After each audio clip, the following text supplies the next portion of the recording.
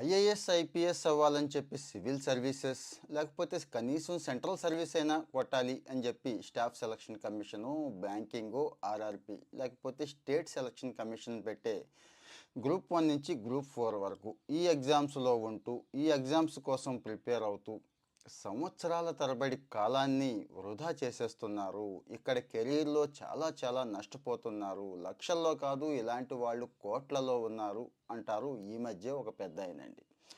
దానికి కౌంటర్గా చాలామంది బ్యూరోక్రాట్లు ఐఏఎస్లు ఒక్క సంవత్సరంలో ఏమీ వచ్చేదు, ఒక సంవత్సరం 6 నెలల్లో ఎలాంటి సర్వీసులు వచ్చే అవకాశం లేదు, సంవత్సరాల తరబడి కష్టపడాల్సిందే అంటారు. ఇక్కడ మనందరం చేస్తున్న పెద్ద పొరపాటు ఏంటంటే ప్లాన్ బి లేకపోవడం అండి.